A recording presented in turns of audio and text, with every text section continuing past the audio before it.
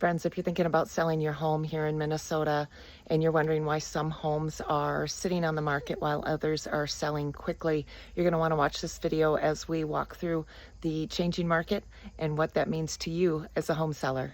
And when I say changing market, ultimately the buyers have not gone away. They're still here actively shopping. What's happening is you are just having an increased amount of competition. Homes that are positioned properly do sell quickly. Today we're going to walk through a home here in Forest Lake, Minnesota, where I'm out here with the photographer, and we are getting images of what you're going to be able to purchase here on acreage out on in Forest Lake. But let's walk through the home and give you a little sneak peek, and then we'll address your questions about why your home may not be selling. Here we're walking into the foyer. This is a split foyer home where you have a nice big entry and you either need to go up or down. We're choosing to go up today, and that takes us into the living area where you can see we have a ductless mini split that's going to be bringing in the air conditioner, because this 1973 home comes with a boiler system, a hot water boiler that you can see along the walls. Therefore, the ductless mini split helps to not only cool the home, but it also helps to heat the home as well. We've got a couple bump out windows, which make great space for plants, display area, and it just gives you a little extra room. The windows and patio door have been updated. They are a maintenance-free vinyl window and sliding patio door. This is opened up to the kitchen. Oh, and we've got these neat cabinets with the glass fronts where you can access them from both sides. I've seen it done many times where people actually remove this cabinet just to open up the space between the kitchen and the dining room. We have a little pantry there off to the side, and let's not forget the intercom system, the new tone intercom that is prevalent in our 1970s. And friends, one of the biggest differences we're seeing in the market today is that buyers have more choices because the inventory is increased. They're not necessarily rushing into the first home that meets their criteria. They're doing a lot of research and they're comparing homes. So the home based on price, condition, where it's located, the features that it has to offer, and the monthly payment based on the property taxes, the insurance, and of course the principal and interest payment are all going to make a big difference in their algorithm or in their choices. We even have some buyers making spreadsheets that are comparing all these and numerically organizing them based on preference of location and price and all these other features that we've mentioned. So buyers are being strategic today. Home can be wonderful and still be overlooked if there is another home that has a better perceived value. Again, you're not just competing with the home down the street. You're competing with every home that the buyer's looking at in their price range. Oftentimes when I'm working with my first-time home buyers, they're intimidated and they're scared, like they have to make a decision right away. And I will put them at ease by saying, I won't sell you a home until you've at least seen 5 or 10 and are educated on what your options are. This really puts buyers at ease and helps them to make decisions more wisely. So let's walk down the hall, and our first stop is going to be the main floor bathroom. Take in all the color. We've got the avocado green coming back. Take it all in. Full tile surround with some cosmetic pops, which I guarantee you back in the day definitely was a little extra money to place those emblems on the wall. Full tile, very neutral, with a pop of color, pop of gold. But here what you've got is some good quality tile. full storage. The hanging cabinet. Bedroom 1.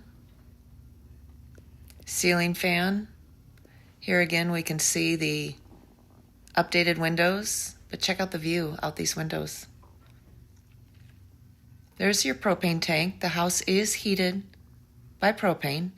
You can see the fascia under the roof line there is aluminum, maintenance free. Out the back you can also see your septic system. It is a private mound system that has been updated. Storage shed.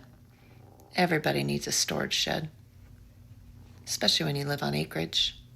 But I think I saw a pheasant out there. His and hers closets. Who doesn't need an extra closet? Again, you can see the hot water baseboards.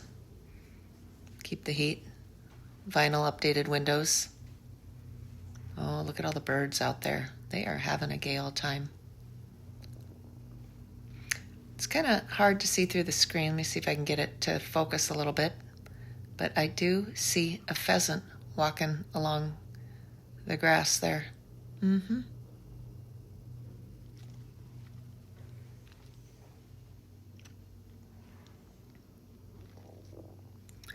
Take it all in. Nice sized bedrooms.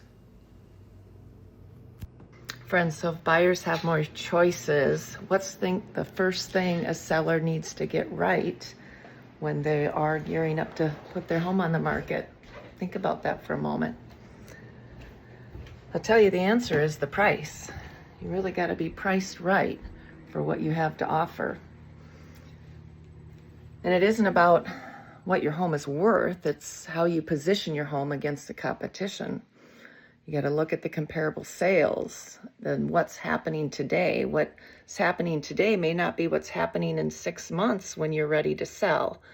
We look at what the pending sales are. We want to look at what the buyer activity is, how many days on market in the area are averaging.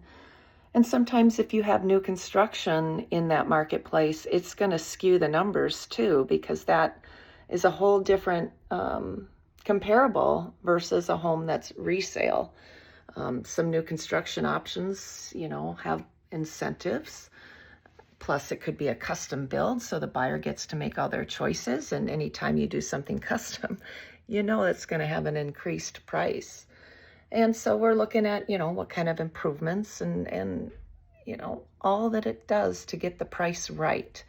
And pricing at fair market value is what's going to be your best advocate, friends. You don't want to price high with the idea of you can always bring it down. Doing that is going to kick you in the butt. Now let's continue our tour. If we were to head downstairs, immediately to our right is going to be our second bathroom. It is a 3/4 bath with a full tile surround shower.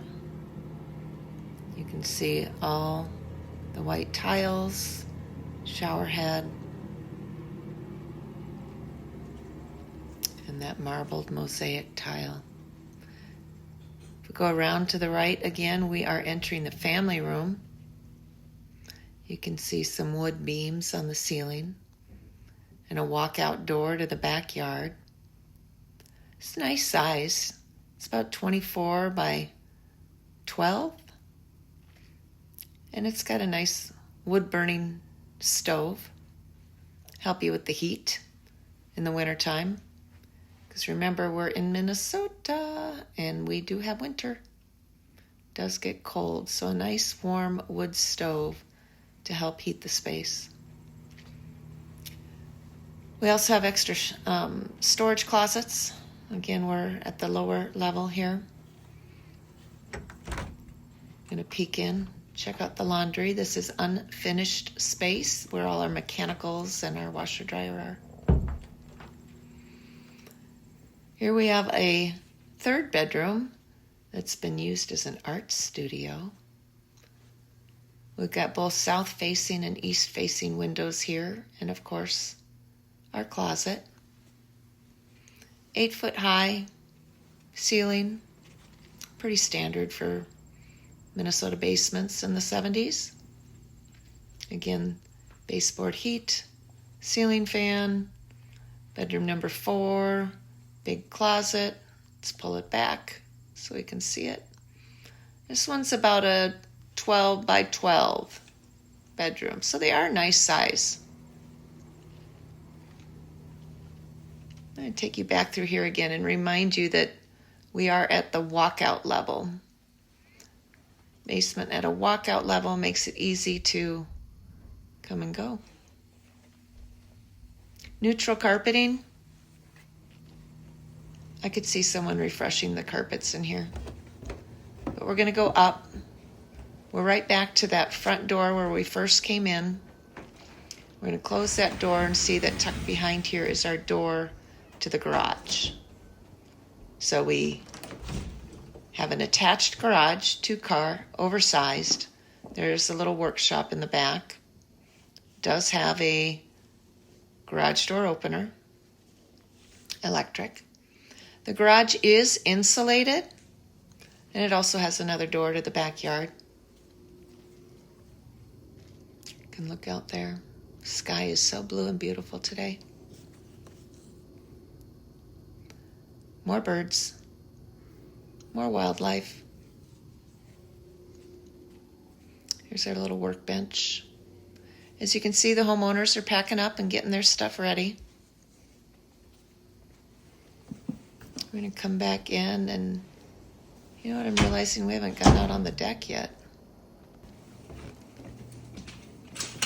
Let's head on up out on the deck here. Take a look. Dining room. And right out to the 20 by 14 deck. You can see nothing but nature. 2.5 acres. This is 209 feet wide by 520 foot deep lot. The home has maintenance-free vinyl siding, aluminum soffits, again, maintenance-free, updated patio door, updated windows, lots of mature pine trees. Of course, check out those beautiful flowers. Okay, this brings us to something else some sellers underestimate, and that is the value in your presentation, how you are bringing your property to market, what you're seeing, what the staging looks like. The professional photography really is going to tell the story of the home. The need for decluttering, anything that's small or, you know, the size of a grapefruit or smaller can sometimes really show up weird through a camera lens. So you definitely just need to get rid of all the little stuff so that the consumer's eye can see through all the little details. Cleaning is really important. Once we have the doors open and people are coming through, they're not only going to want to feel like it's clean, but they're going to want it to smell kind of clean. If they're hit with any pet odors, sometimes that's a big whammy, especially any smoke or cigarette, vape, any of that kind of sweet stuff doesn't help present your home well at all. Lighting, you want to make sure all of your light fixtures, lamps, that all the lights are not only working, but that they're all kind of the same color. If you're choosing a soft white light, stick with that throughout the home, or the cool bright light, or the natural. Just kind of be consistent with that. And then how we place the furniture too. It's important to kind of tell the story of how to use the space. Ooh, let me get up a little higher so you can see the beautiful background here and we're not so close to my face. Any minor repairs, basically, if it's broken, you want to fix it. Buyers don't want to buy problems. They don't want to buy things that they have to do unless they are looking for a good deal. So if you want to price it for a honey-do list of fixes and repairs, well then that you're going to have to expect that the buyer's going to want a discount for that. and ultimately to help create that emotional connection, so that buyers can understand what it's going to be like to live in that property, because homes are emotional. A few years ago, we had a home on the market on Forest Lake, and it was a Rambler walkout. Perfect style, perfect location, lots of people expressing interest, but it was very impressive how once they stepped foot in the door, they just couldn't get past the teal-colored walls and the floral print on the floor carpet, and the placement of the older, more dated furniture. At the price point we were at, they were kind of expecting something a little less personal. So we did take that home down, had some fresh paint installed, had some fresh neutral carpet installed, brought in some very contemporary staging furniture, and voila. Within a couple weeks, the new homeowner raised their hand, sent over their money, and life was good. From the standpoint of that buyer could now overcome what was holding them back, and it just makes a difference. That presentation does make a difference. So you either price for presentation, you got to get the presentation right with the price. That's the lesson. So friends, pricing gets you into the buyer's search. Presentation is what's going to get their attention, but positioning gives them a reason to remember your home. Now today we've been walking through a home here in Forest Lake, and I want to ask you, who do you think is the real ideal buyer for this home? Think about who would value this home, offering 4 bedrooms, 2 bathrooms, a fireplace, a walkout lower level, 2.5 acres, lots of birds and nature, private, and a nice big deck that we're standing on right now. Who do you think would be the ideal buyer for this home? Maybe someone that is looking for privacy, looking to add an outbuilding, looking for extra storage. You don't know this, but there's horses next door. There's a little pasture. There's a shed out back. I think I pointed that out earlier. So here we're going to need to tell the story, because there are some features that I could see someone wanting to update. So we're going to have to price accordingly as well. I could honestly see where this home might be ideal for someone that's looking to get a start, looking to do a little sweat equity and make some improvements and some updates. So we're going to have to price it for that, because that's the reality, and put ourselves in the market to be competitive. And I think this home's going to find their next homeowner relatively soon. Because, did you hear that rooster? Because pricing for our ideal buyer, or the avatars that we select and target marketing them, is what's going to help this property move, look like a fresh loaf of bread, and be an ideal catch for that next homeowner. There it is again. Getting back to your original question of why isn't my home selling, my question for you is it priced right? Is it presented well? And how are you positioned? Are you crystal clear on who your ideal buyer is? And are they seeing your home? Are they clicking on it? And are they actually scheduling showings? And if so, looking for my photographer. So what is their feedback saying? My job is to listen to the feedback and make sure we're positioned properly. And sometimes we may need to adjust. If you're thinking about selling your home in Minnesota, don't ask, what price do I want for my house? Start by asking, who is most likely going to buy my home? What else are they considering, and what would make them choose my home? That is where the successful strategy will begin.